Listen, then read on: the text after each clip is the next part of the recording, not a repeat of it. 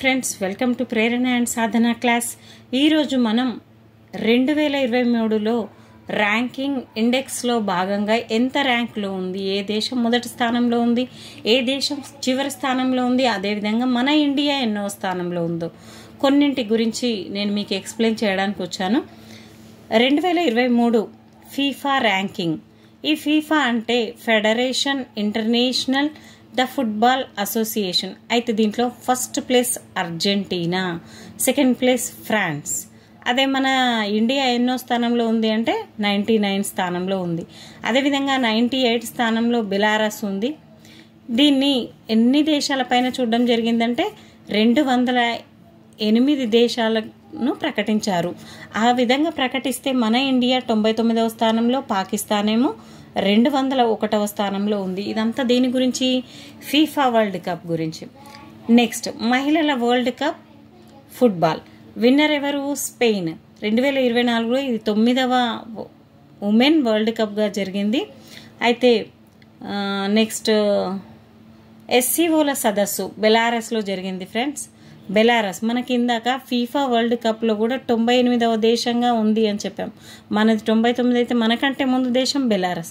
అదే బెలారస్లో ఎస్సీఓల సదస్సు కూడా జరిగింది. 2020 బెలారస్ సదస్సు అనేది జరగడానికి అప్లికేషన్ పెట్టుకుంది, అక్కడ జరగలేదు, అది అప్లికేషన్ పెట్టుకోవడం జరిగింది. అదే 23వ ఎస్సీఓల సదస్సు ఇండియాలో జరిగింది 2023లో.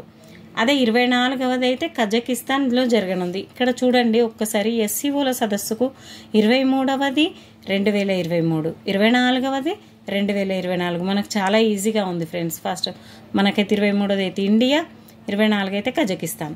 నెక్స్ట్ 2023 గ్లోబల్ పీస్ ఇండెక్స్ 2022 ప్రకారంగా మొదటి స్థానం ఐస్లాండ్, రెండవ స్థానం డెన్మార్క్. ఇండియా మాత్రం 126వ స్థానంలో ఉంది. దీన్ని ఏ విధంగా గుర్తుపెట్టుకో?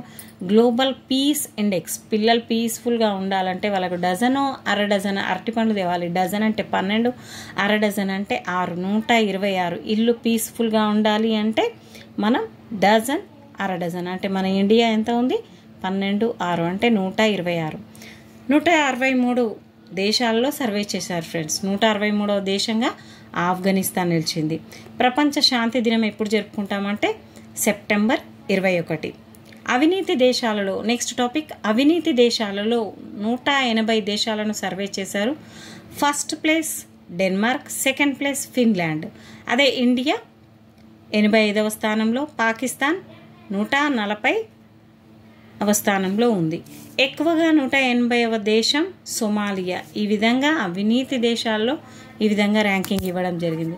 నెక్స్ట్, అత్యధిక భాషలు వాడుకలో ఉన్న దేశాలు. భాషలు భారతదేశంలో అయితే 4వ స్థానంలో ఉంది. అదే ఫస్ట్ ప్లేస్లో పుపువా న్యూ గినియా ఉండడం జరిగింది.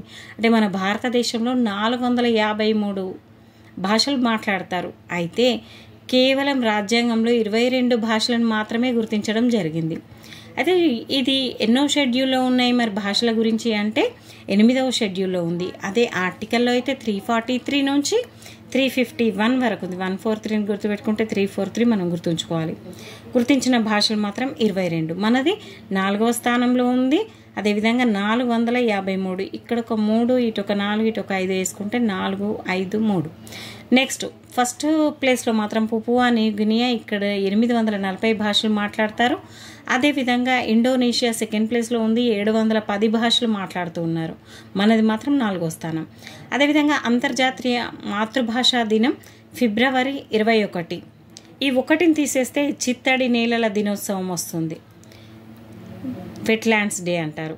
తెలుగు భాషా దినోత్సవం ఆగస్టు 29. ఈ రోజున గిడుగు రామ్మూర్తి జయంతి. అదేవిధంగా మనం గేమ్స్ కూడా జరుపుకుంటాము, ఇంటర్నేషనల్ ప్లే డేగా జరుపుకుంటాం. అయితే అది ఎవరి బర్త్డే? ధ్యాన్ చంద్ గారి బర్త్డే. నెక్స్ట్, జాతీయ హిందీ దినోత్సవం సెప్టెంబర్ 14. తెలంగాణ భాషా దినోత్సవం అయితే సెప్టెంబర్ 9. ఈ రోజున కాళోజీ నారాయణ గారు జన్మించడం జరిగింది. Next topic 2023 world happiness index. ఇందాకే పీస్ఫుల్ది చూసాము. అందులో మనకి నేను అన్నాను డజను అరటి పండ్లు అర డజన్ అరటిపండ్లు తీసుకెళ్ళాలి. సేమ్ ఇక్కడ కూడా హ్యాపీనెస్గా ఉండాలి పిల్లలు అంటే డజన్ అర డజన్ తీసుకెళ్ళాలి. సేమ్ నెంబర్ 126 ఇండియాకు రావడం జరిగింది. అదేవిధంగా ఫస్ట్ ప్లేస్లో డెన్మార్క్ ఉంది, ఫస్ట్ ప్లేస్లో ఫిన్లాండ్ ఉంది, సెకండ్ ప్లేస్లో డెన్మార్క్ ఉంది. దేంట్లో?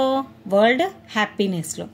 మార్చ్ 20న వరల్డ్ స్పారస్ డే నిర్వహించడం జరుగుతుంది. వరల్డ్ హ్యాపీనెస్ డేనైతే మార్చ్ 20న చేసుకుంటాం. ఇదే మార్చ్ 20కి స్పారస్ డే కూడా చేసుకుంటున్నాం. అదేవిధంగా హ్యాపీనెస్ డేని కూడా చేస్తున్నాం. అంటే పిచ్చుకలను చూస్తే మనకు హ్యాపీ అనిపిస్తుంది, వాటికి కొంచెం బియ్యం అలాంటివి వేస్తాం కదా, సేమ్ డే అన్నట్టు March 20. Next NITI Aayog state energy and climate index 2022కు సంబంధించి పెద్ద రాష్ట్రాల విభాగంలో మొదటి స్థానం గుజరాత్, కేరళ. చిన్న రాష్ట్రాల విభాగంలో మొదటి స్థానం గోవా, త్రిపుర. కేంద్రపాలిత ప్రాంతాల్లో అయితే మొదటి స్థానం చండీగఢ్, ఢిల్లీ. అదేవిధంగా తెలంగాణ మాత్రం 11వ స్థానంలో ఉంది ఫ్రెండ్స్. ఇది ఏంటి? NITI Aayog state energy and climate ఇండెక్స్లో భాగంగా. నెక్స్ట్ వన్, నీతి ఆయోగ్ ఆరోగ్య సూచి నివేదికలో భాగంగా 4వ ఆరోగ్య సూచి ఇది. నీతి ఆయోగ్ 2015 జనవరి 1న ఏర్పడింది. పెద్ద రాష్ట్రాల విభాగంలో కేరళ, తమిళనాడు మన కిందాక అక్కడ కూడా వచ్చింది. కాకపోతే నీతి ఆయోగ్ స్టేట్ ఎనర్జీ ఇది మాత్రం ఆరోగ్య సూచీలో కేరళ, తమిళనాడు. మూడవది మాత్రం తెలంగాణ. చిన్న రాష్ట్రాల విభాగంలో Tripura, Sikkim, Goa.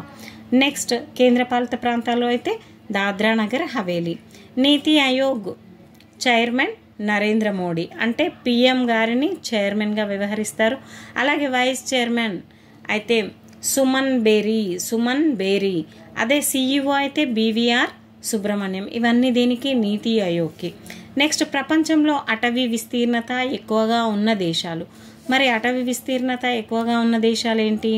First Russia, second Brazil, third Canada. 10వ స్థానంలో మన ఇండియా ఉంది అటవీ విస్తీర్ణంలో. 4వ స్థానంలో అమెరికా, 5th ప్లేస్లో చైనా ఉంది ఫ్రెండ్స్. రష్యాలో ఉంది, బిజీగా ఉంది.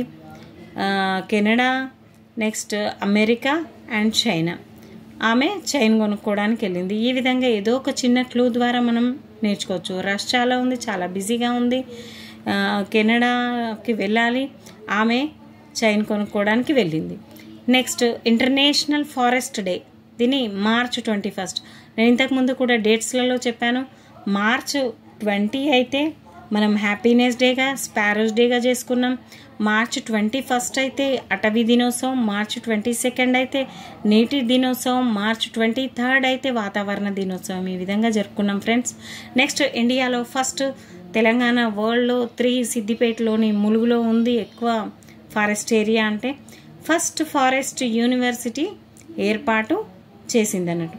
సెకండ్ ఫస్ట్ ఫారెస్ట్ యూనివర్సిటీ ఏర్పాటు చేసింది చైనాలో. ఇండియాలో అయితే మాత్రం తెలంగాణలోని సిద్దిపేటలోని ములుగు జిల్లాలో ఉంది ఫ్రెండ్స్.